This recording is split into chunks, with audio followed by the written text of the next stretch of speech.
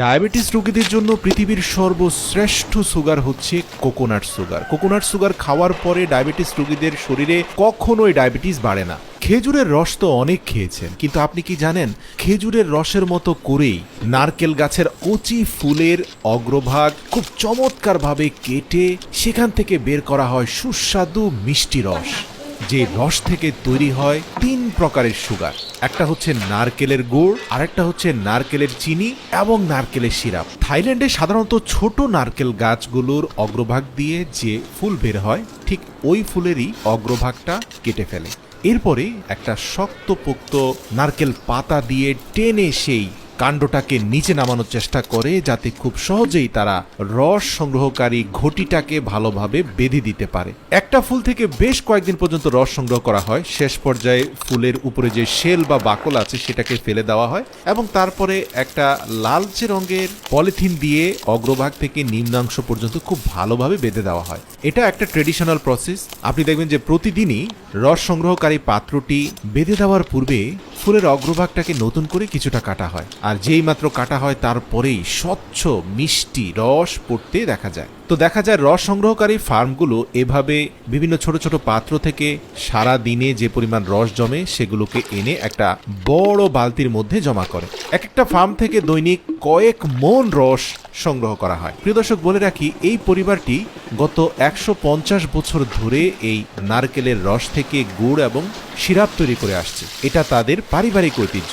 তো শুরুতে এনে একটা ছাঁকনির সাহায্যে ফিল্টারিং করা হয়, কারণ আপনারা জানেন যে নারকেল গাছের উপরে বিভিন্ন পাতা বা ছোট ছোট নারকেলের ফুল এই রসের সাথে মিশে যেতে পারে, তাই এগুলোকে শুরুতেই ফিল্টারিং করাটা খুব গুরুত্বপূর্ণ। ফিল্টারিং করার পরে শুরু হয় উত্তপ্ত আগুনে এগুলোকে জাল দেওয়া। প্রিয় দর্শক, এই জাল দেওয়ার প্রক্রিয়াটা তারা ধারাবাহিকভাবে 3টি পাতিলে করে, কখনো এই পাতিল থেকে সেই পাতিলে ট্রান্সফার করে এবং উচ্চ তাপে সেগুলোকে জাল করতে থাকে। যখন জাল প্রক্রিয়া চলতে থাকে তখন তার উপরে বাঁশের কঞ্চি দিয়ে নির্মিত এক ধরনের ন্যাচারাল ঝাঁপি উপরে দেওয়া হয়, যাতে অধিক উত্তাপে ফেনা বেরোতে থাকা গুড়গুলো ডানে বামে পড়ে না যায়। এই বাঁশের ঝাঁপি নারকেলের রসের ফেনাকে নিয়ন্ত্রণ করে। দীর্ঘ 20 থেকে 25 ঘন্টা পর্যন্ত জাল দেওয়ার পরে অনেকটা খেজুরের গুড়ের আদলেই আমরা দেখতে পাই যে একেবারে গাঢ় থকথকে নারকেলের গুড় প্রস্তুত হয়ে যায়। তো এগুলোকে একটা ট্রেডিশনাল গ্রাইন্ডারের মাধ্যমে কিছুটা ফোমি শেপে নিয়ে আসার চেষ্টা করা হয়। অধিক ঘূর্ণয়নের ফলে গুড়গুলো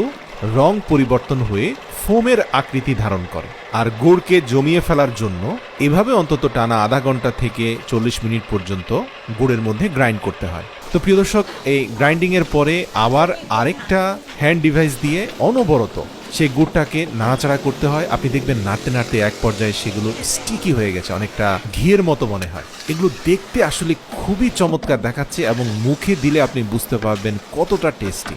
নারকেলের একটা সুঘ্রাণ আছে, সাথে রয়েছে তীব্র মিষ্ট স্বাদ। তো এই ন্যাচারাল নারকেলের গুড়টাকে একটা বড় ড্রামের মধ্যে নিয়ে সেখান থেকে নির্দিষ্ট ওজনের ভিত্তিতে পলিথিনের মধ্যে ওজন দেওয়া হয়। প্রতিটি পলিথিনে 1 কেজি পরিমাণে গুড় ঢালা হয়। আপনারা দেখতে পাবেন যে এগুলো ঠান্ডা হওয়া পর্যন্ত অপেক্ষা করা হয়, আর ঠান্ডা হওয়ার পরে মালাইগুলো অনেকটা খেজুরের গুড়ের মালাইয়ের মতো মনে হয়, তবে খেজুরের গুড়ের মালাইয়ের রং আরেকটু গাঢ় লালচে হয়, এগুলো একটু হালকা সাদা রঙের। তবে আপনি যদি আশপাশ দিয়ে হাঁটেন তাহলে এর মন মাতানো ঘ্রাণ আপনাকে মুগ্ধ করবে। পারিবারিকভাবে 150 বছর ধরে তৈরি করতে থাকা এই গুড় থাইল্যান্ডের বিভিন্ন অঞ্চলে সাপ্লাই করা হয়, তবে চাহিদা অত্যাধিক বেশি থাকায় মানুষজন এই পরিবারের কাছ থেকে এসে এসে গুড় সংগ্রহ করে নিয়ে যায়। তো প্রিয় দর্শক, কখনো থাইল্যান্ড ঘুরতে গেলে এরকম এক টুকরো গুড় মুখে নিয়ে টেস্ট করতে পারেন, আপনি নিজেই অনুভব করবেন এটা কতটা স্বাদের।